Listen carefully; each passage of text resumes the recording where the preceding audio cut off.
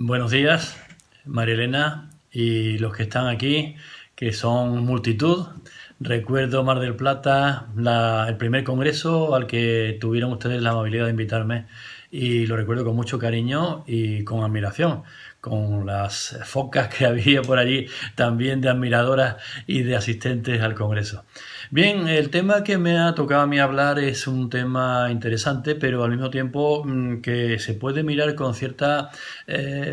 distancia y con cierto despego. Despego no solamente en España, sino también en América Latina, porque se trata del tema de la discriminación por motivos religiosos en el centro de trabajo. O si ustedes quieren, más concretamente, las manifestaciones religiosas y las prácticas religiosas en el lugar de trabajo y durante el trabajo. Se trata de un tema que puede parecer frívolo, que puede parecer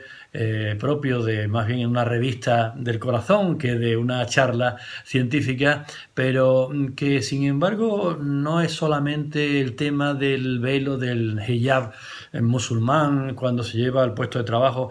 sino que es algo mucho más amplio y por tanto que no es algo que puede parecer extraño e incluso muy distante en América Latina o en países católicos como puede ser España. Se trata de que en los últimos años ha habido una globalización intensísima,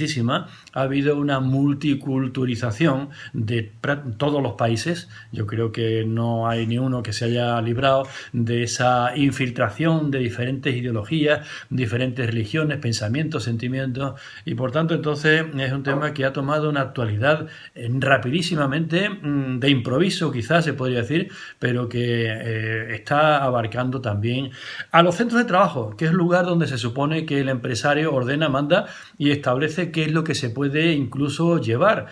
Hay muchas empresas ya con sus códigos de uniformidad en donde se prohíbe llevar,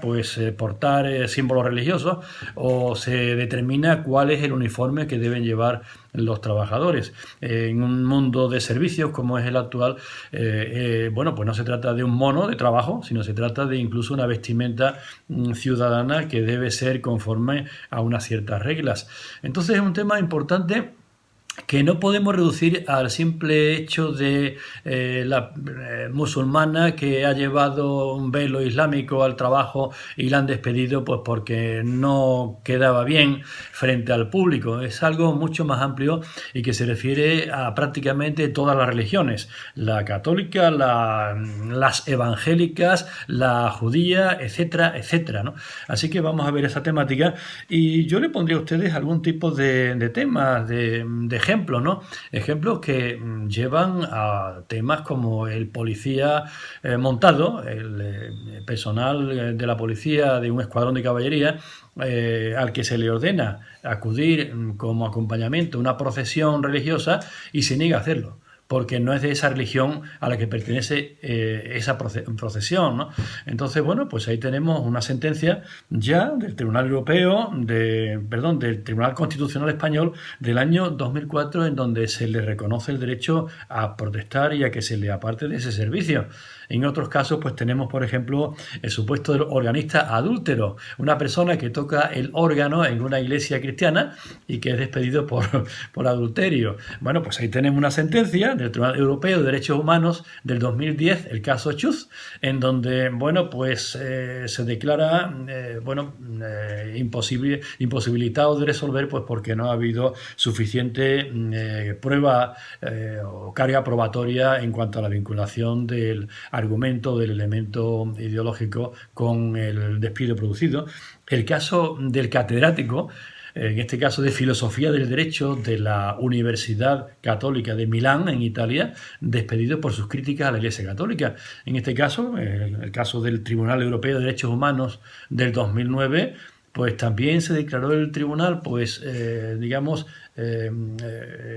sin capacidad para resolver por falta de elementos probatorios que acreditaran que este despido había sido debido a las críticas del catedrático contra la religión que sustentaba, en donde se financiaba la Universidad de Milán, ¿no? Bueno, Hay también, evidentemente, muchos casos de religión islámica, pero que nos sorprenden. Por ejemplo, los casos que se están produciendo en la National Basket Association, la NBA norteamericana, con sus jugadores de baloncesto, sus jugadores estrella, 11 de los cuales, creo, por lo menos yo he contado hasta 11, profesan la religión musulmana. Y entonces a estas estrellas, bueno, por ejemplo, Canter, pues les permiten que hagan sus rezos en el propio vestuario e incluso en un local que le han habilitado para que haga sus rezos con mayor aislamiento y con mayor recogimiento. Pero es que además hay fotografías donde se ve,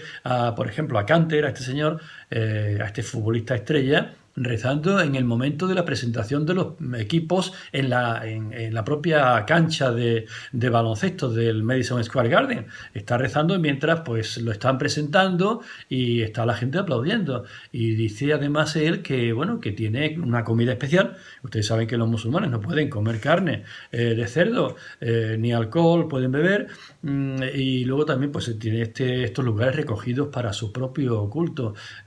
O las jugadoras de baloncesto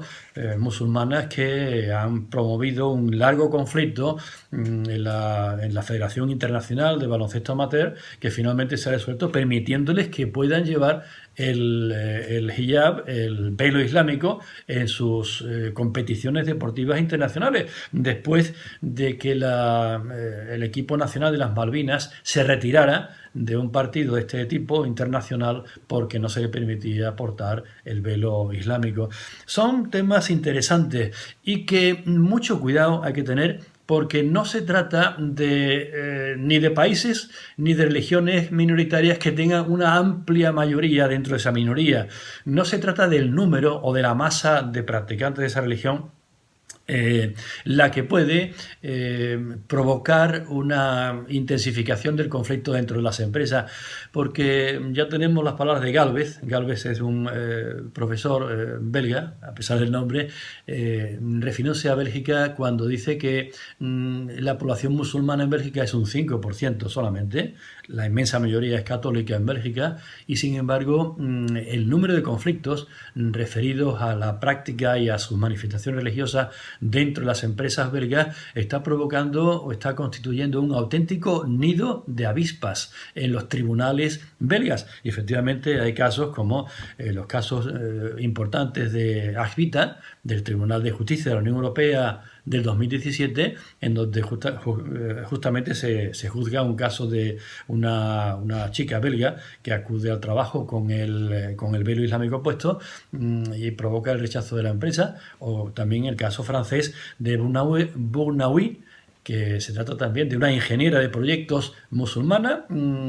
Se trata además empleada por una empresa de proyectos, y entonces pues acude a las reuniones con una empresa cliente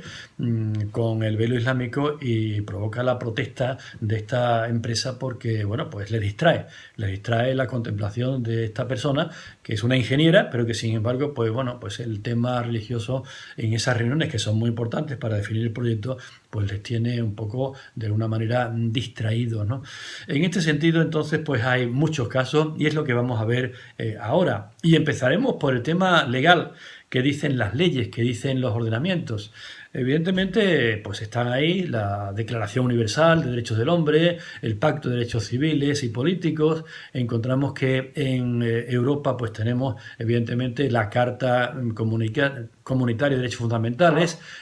también dentro del Consejo de Europa, no dentro de la Unión Europea, del Consejo de Europa nos encontramos con el Convenio Europeo de Derechos Humanos. Hay una multitud de declaraciones internacionales que recogen la libertad religiosa,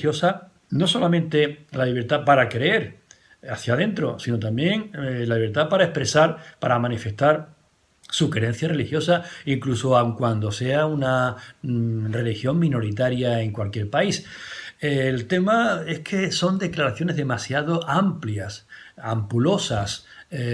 universales, y con esta universalidad que se quiere, digamos, o que se busca, Sin embargo, pues no hay una precisión ni tampoco hay una referencia al ámbito de trabajo. Hay que ir un poquito más, digamos, al concreto terreno normativo para encontrarnos con las leyes nacionales y con alguna ley internacional, pero internacional muy específica o muy peculiar, como puede ser, por ejemplo, la Directiva 2000/78 de la Unión Europea, para toda la Unión Europea, en donde se establece el principio de no discriminación por razones de religión o sus manifestaciones religiosas, por razones también de discapacidad, de edad o de tendencia sexual. También muy amplia, no es solamente el aspecto religioso y sus manifestaciones, también es el aspecto de la opción sexual o de la discapacidad de minusválidos o del tema de la edad. Pero bueno, pues hay alguna referencia a una cuestión como es el acomodamiento razonable, aunque sea respecto de los minusválidos. En fin, estas son las leyes que son interesantes a nivel amplio. A nivel nacional también, evidentemente, hay muchas leyes que se refieren a la no discriminación por motivos diversos y entre ellos está el motivo religioso. Y la cuestión de nuevo está en esa ambigüedad, porque al tratarlas a todas estas causas conjuntamente, pues se pierde un poco la manifestación religiosa. De todas maneras, pues habría que mencionar algunas leyes más específicas que son, sin embargo, contradictorias. Contra lo que pueda parecer, están leyes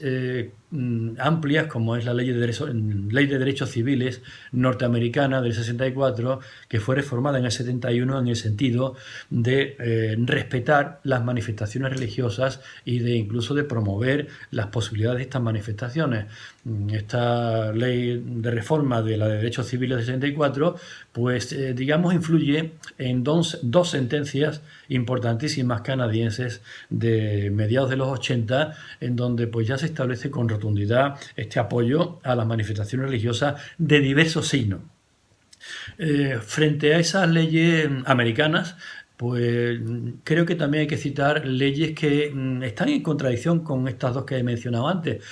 y que son las leyes francesa y belga de 2010 y 2011 respectivamente, en donde se prohíbe el uso del velo en los espacios públicos por razones de convivencia social. Es un tema complicado, pero que tiene que ver con, digamos, el principio de laicidad del Estado, el principio de no intervención, el principio de no profesión religiosa del Estado y, por tanto, bueno, pues este argumento de promover la convivencia social al prohibir el velo islámico, pues en esos países puede tener algún interés o alguna importancia. En cambio, en España se sigue más bien leyes específicas para cada minoría religiosa, o por lo menos para las más importantes. Tenemos tres leyes que se pueden citar de los años 90, la ley de cooperación con la comunidad israelita, la ley de cooperación con la comunidad islámica y la ley de cooperación con la comunidad evangélica. Así que tenemos toda esa serie de leyes, pero que tienen esta distinta visión, distinto tratamiento en unos países y en otros. Bueno, habría que decir, ¿y qué pasa con los convenios de la OIT? Por ejemplo, en temas de descanso semanal, ¿qué pasa cuando una persona profesa la religión israelita, judía, y no israelita, judía, o por ejemplo la musulmana o la evangélica, que no tienen el descanso en domingo? ¿Por qué tiene que, digamos, asimilarse al descanso en domingo, cuando es un descanso semanal que puede ser en otro día? Hay casos de despido de personas que han sido musulmanas, pues han sido de religión judía o han sido evangélicos que se han ausentado del trabajo el viernes por la tarde para asistir pues a la mezquita o al rezo diario o al descanso semanal y han sido despedidos por ausencia del trabajo. Y simplemente lo que estaban haciendo era cumplir con los preceptos de su religión minoritaria. En estos casos, los convenios de la OIT dicen poco por no decir nada. Son convenios que tienen esa pequeña falta de su amplitud y de su, digamos, carácter concesivo, amplio, tolerante. En el caso, por ejemplo, de los dos convenios sobre descanso semanal, el convenio del año 21 y el convenio del año 57, 1957, sobre descanso semanal en la industria, el primero del 21, y descanso semanal en el comercio y las oficinas, pues solamente en el segundo se alude a la posibilidad de que haya religiones que den un descanso distinto del ordinario en ese país según la tradición. Y en este caso entonces simplemente lo que se dice es que las minorías serán respetadas.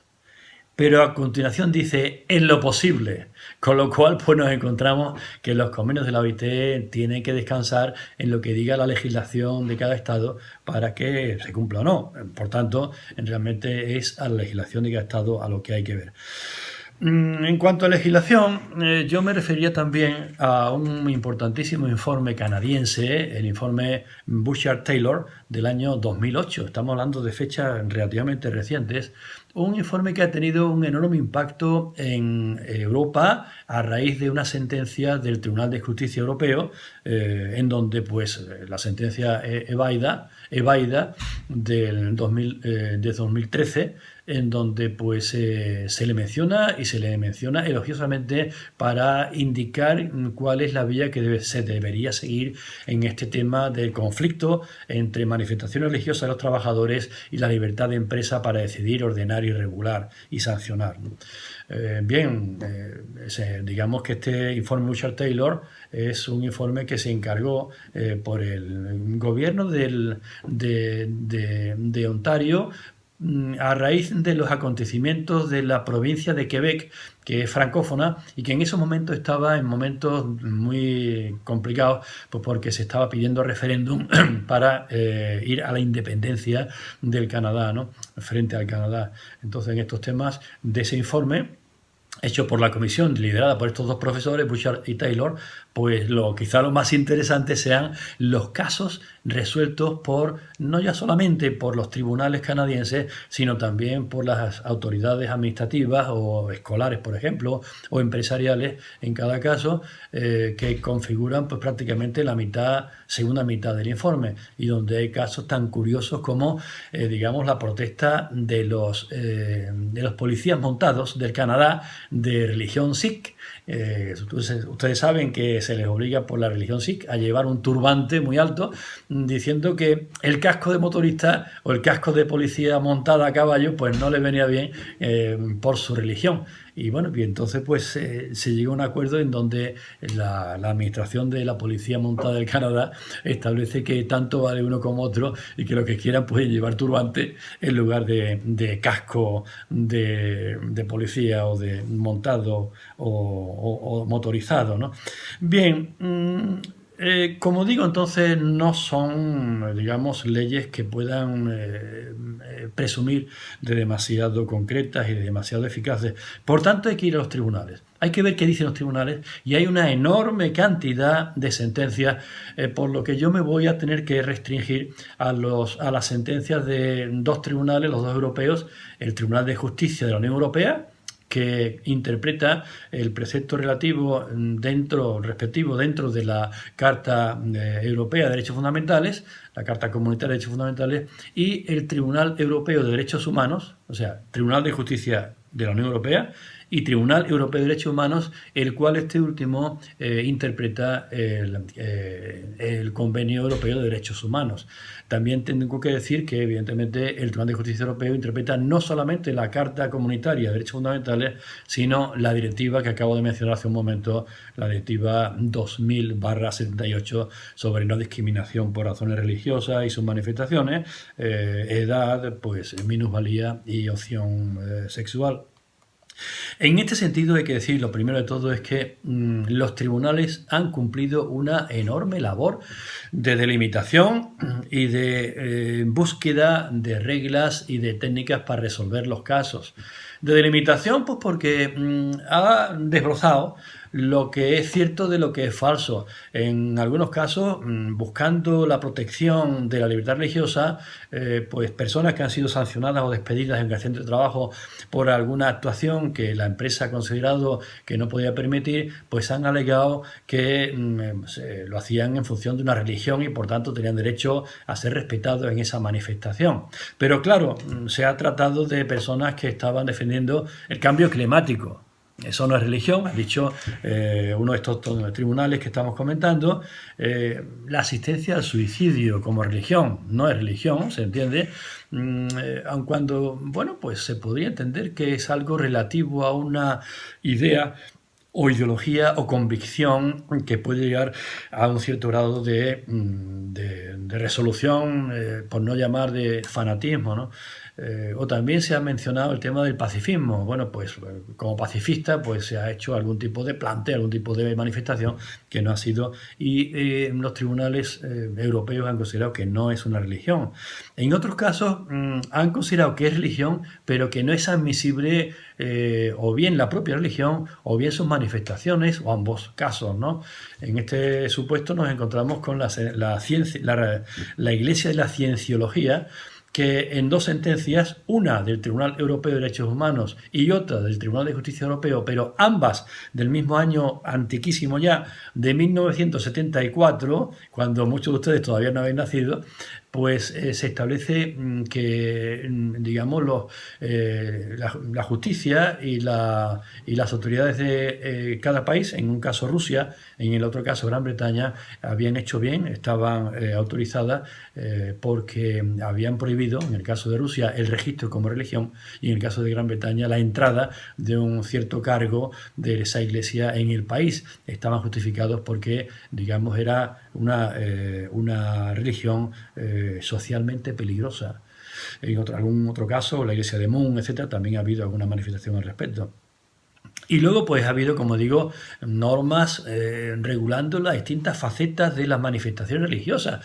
Yo citaría el caso de la sentencia Ebaida, que bueno, ya la he mencionado antes, y que habla de cuatro casos de personas cristianas evangélicas, en donde pues en los dos primeros casos, la señora Ebaida y la señora Chaplin, pues la empresa les amonesta pues porque llevan una cruz, una pequeña cruz sobre el uniforme, en el segundo caso de enfermera de la señora Chaplin, en el trato con los enfermos, y sobre su vestimenta habitual en el caso de la señora Ebaida, cuando trabaja para la British Airways, en el mostrador de la British Airways, atendiendo a los pasajeros que van llegando.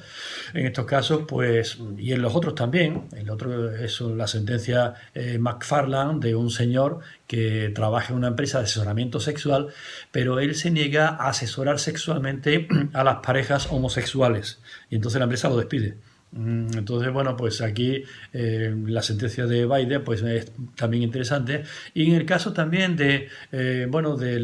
una empleada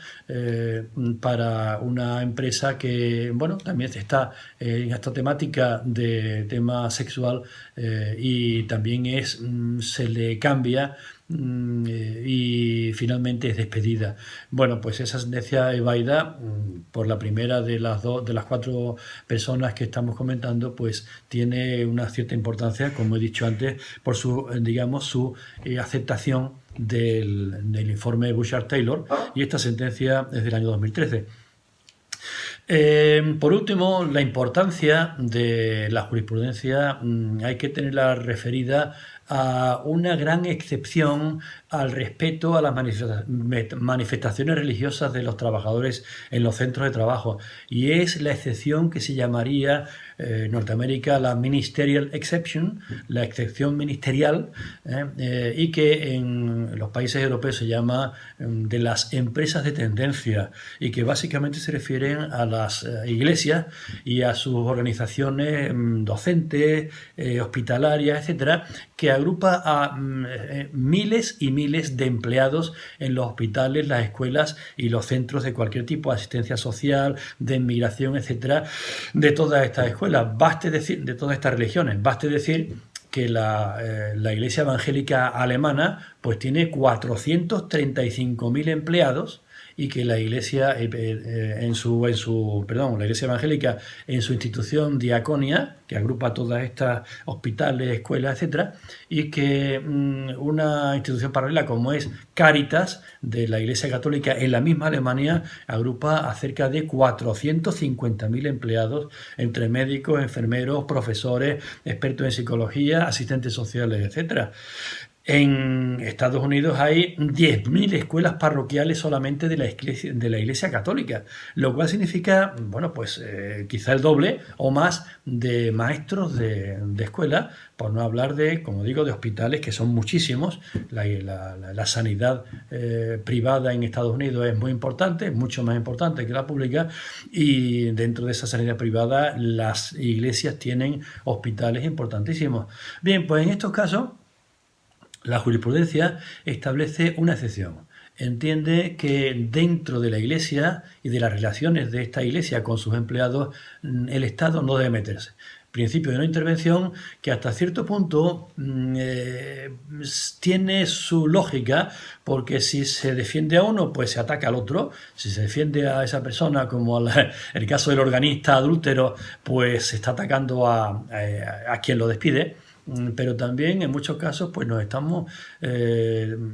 viendo con casos en donde realmente se está atacando a la propia religión. El caso de, bueno, pues del catedrático de Filosofía del Derecho que antes mencionaba, de la Universidad Católica de Milán, el darle la razón para que pueda criticar a su iglesia. Bueno, hombre, si él está en una iglesia, en una universidad católica, realmente criticar a la religión católica parece ponerse enfrente de su propio empleador. Esto es, digamos, bastante discutible,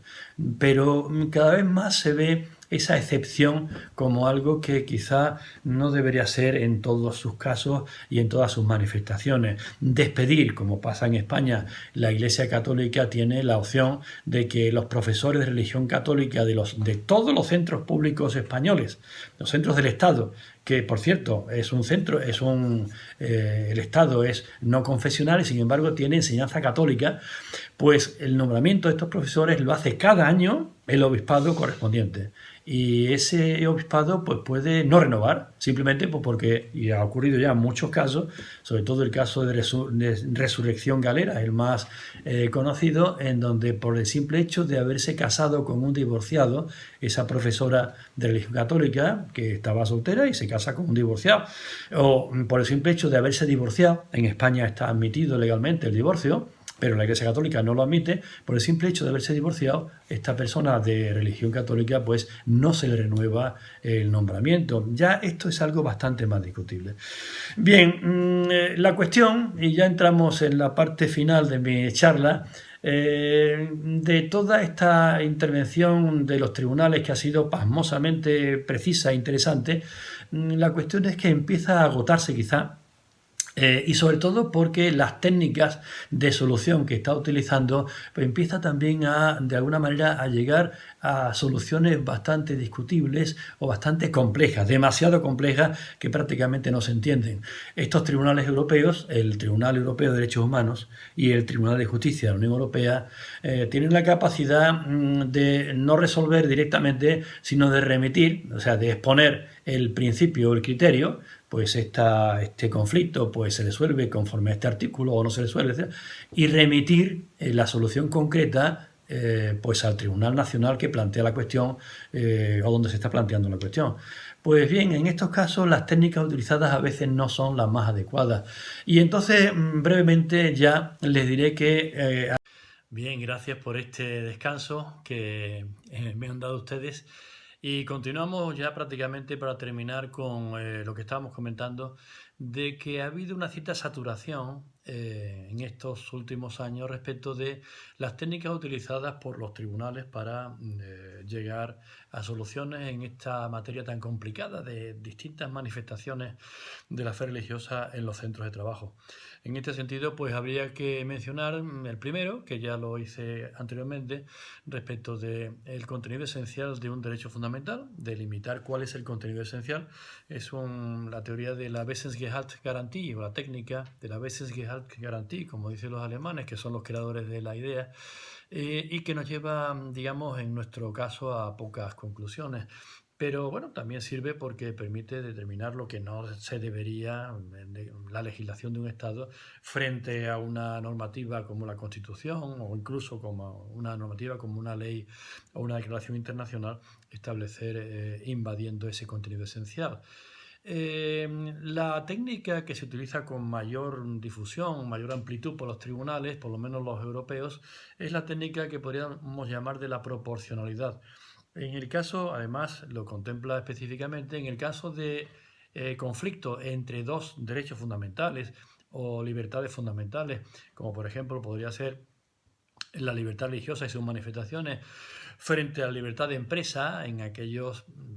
ustedes saben que es una de las libertades, de las cuatro libertades básicas de la Unión Europea, pues entonces los jueces deben tratar de equilibrar, deben tratar de alguna manera de entablar una proporción entre una y otra libertad o derecho fundamental. Esto es una cuestión que, claro, que finalmente, desemboca en una actividad quizá exasperante, buscando pues puntos a favor, puntos en contra de una postura y la postura contraria. Finalmente, pues en el caso de Baida, de la señora Baida, pues realmente se ve con demasiada claridad, y los tribunales llega un momento en que hasta utilizan pues la indemnización pues para compensar un cierto desequilibrio. En este sentido, nosotros los laboralistas tuvimos ocasión de ver sus límites en la sentencia Viking Lines, que se produjo en el año 2009, referente a un conflicto que había enfrentado a la empresa Viking Line de transporte de pasajeros desde la capital de Finlandia, en Helsinki, y la capital de Estonia, en Tallinn, y viceversa, de estos dos puntos, en el Golfo de Finlandia. Y en este sentido, la empresa Viking Lines había tenido un conflicto con los sindicatos finlandeses cuando anunció su decisión de trasladar su sede a la capital de Estonia, a Tallinn. Evidentemente lo que buscaba era negociar un convenio colectivo con los sindicatos estonios que le permitiera reducir los salarios que estaba pagando a virtud del convenio finlandés. Esto provocó un boicot y una huelga por parte de, primero, el sindicato de marinos finlandés, después la Confederación Finlandesa de Sindicatos y, en tercer y último lugar, la Federación Internacional de Marinos, que llevaron el tema pues finalmente hasta los tribunales, hasta el Tribunal de Londres, donde tiene su sede esta Federación Internacional, y finalmente también al Tribunal de Justicia de la Unión Europea. Pues bien, el Tribunal de Justicia de la Unión Europea resolvió algo que, bueno, que no nos dejó satisfechos a los laboralistas, en el sentido de que entendió que, hombre, que un boicot, pues, o una medida de conflicto que, aun cuando era un derecho de los sindicatos y de los trabajadores en la Unión Europea, debía de ser medida, o si ustedes quieren, comedida, razonable y proporcionada. Entonces, díganme ustedes cómo se puede convocar una huelga comedida o proporcionada, y cómo se puede hacer un boicot proporcionado. La verdad es que, bueno, pues será, no sé, boicot, digamos, a los pasajeros que sean más gruesos. No sé, bueno, exactamente nos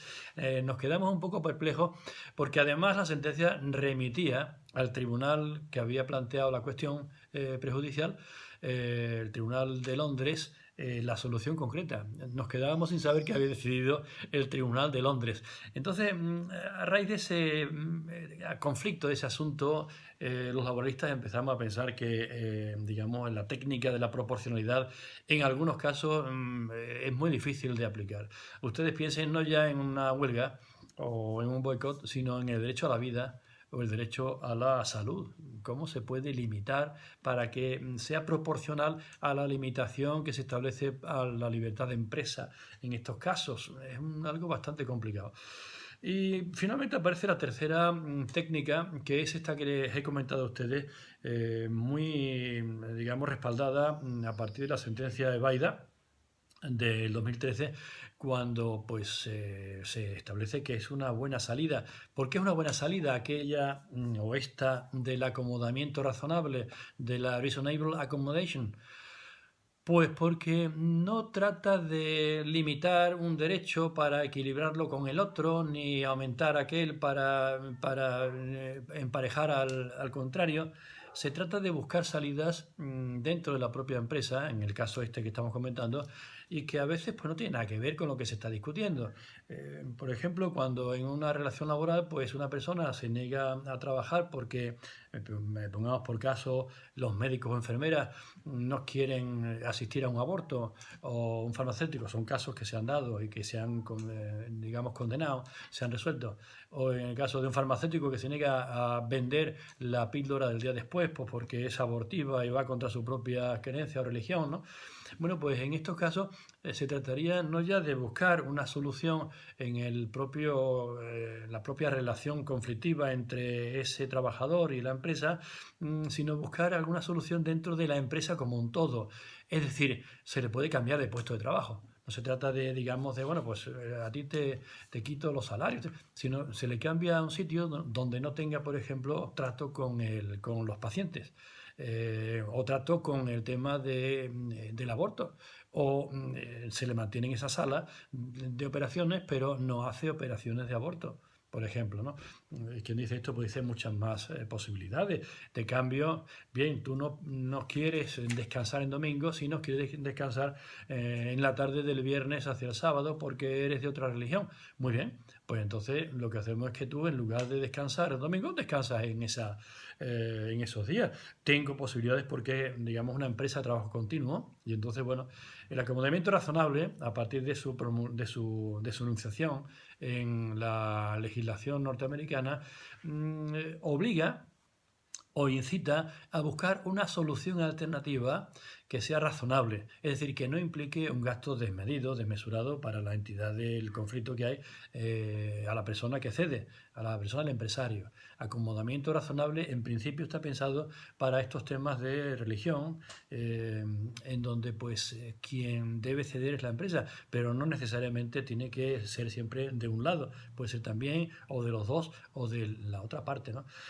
Bien, y esta es la solución que se está ahora imponiendo. Se está imponiendo, en fin, está comenzando en la jurisprudencia, pero desde hace tiempo se está imponiendo ya en los ambientes de regulación privada, que cada vez tiene más importancia a la vista del fracaso de la legislación estatal en ámbitos como son las multinacionales, en donde se regula desde Detroit, por ejemplo, o desde Nueva York, y entonces pues lo que se puede hacer aquí pues tiene poca validez. Hay que buscarle, digamos, a la raíz a esa empresa multinacional. Entonces, pues las regulaciones privadas, llámense de responsabilidad social corporativa, llámense de códigos de conducta, códigos de uniformidad, o llámense convenios colectivos, acuerdos internacionales de empresa o de sector, como los hay ya con bastante abundancia, están previendo esas posibilidades. Se están previendo en distintos casos que, bueno, no solamente abarcan pues a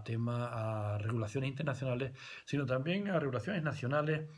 privadas. Por ejemplo, decisiones de una empresa, de un centro de trabajo, o no unilateral, sino bilateral, acuerdos entre el sindicato y la empresa, o convenio colectivo entre un sindicato y una empresa. Simplemente les puedo citar casos como el convenio del campo, de trabajadores del campo, de las Islas Baleares en España, que establece la posibilidad de que en el caso del Ramadán, el Ramadán es una fiesta muy complicada porque abarca un mes entero de ayuno durante el día, para el trabajador de fe musulmana. Entonces le obliga a no comer, a no beber, a no medicarse durante el día, durante las horas del día, y por tanto tiene que ser o antes del amanecer o después del atardecer. Así que entonces, pues en este caso del convenio de las Islas Baleares para el campo, se permite a estos trabajadores que puedan pedir un permiso no retribuido durante ese mes, pero con reserva del puesto de trabajo. Esto tiene importancia porque durante el Ramadán, ese mes de Ramadán puede ir cambiando dentro del año, no es una fiesta fija en un mes, sino que va cambiando a lo largo del tiempo y puede acaecer durante el verano, con lo cual pues díganme ustedes cómo puede un trabajador del campo estar cultivando o cosechando sin poder beber durante todo el día ni comer tampoco. Eso es algo un poquito extraño, ¿no? En algún caso pues de una empresa de Tarragona, también en España, pues lo que se arbitra es que los trabajadores musulmanes puedan antes del alba tener un descanso para comer y beber. Es una empresa de lo voy a decir, de sacrificio de corderos para su venta a las personas musulmanas, familias musulmanas que quieren celebrar la fiesta del Cordero, la fiesta grande, fiesta del Cordero. Y entonces pues se permite, hay una gran cantidad de obreros musulmanes en esa empresa que descansen, hagan un lazo de interrupción antes del alba. Es una empresa que trabaja bueno, pues bastantes horas en oscuridad. Muy bien, señores, pues estas son las técnicas. Esta es la actividad de la jurisprudencia. Se me han quedado en el tintero muchas sentencias curiosísimas, como aquella del sindicato de pastores, el Sindicatul Pastorul de Rumanía, contra su iglesia ortodoxa, porque bueno, pues no se les quería registrar como sindicato, y otras sentencias también muy curiosas, pero realmente el tiempo ha pasado y yo lo que les agradezco es su paciencia, y a la organización mi felicitación por el éxito de estas jornadas que ya van siendo pues algo renombrado y conocido en todo el mundo. Desde aquí, buenos días. Para ustedes, pues no lo sé. Adiós.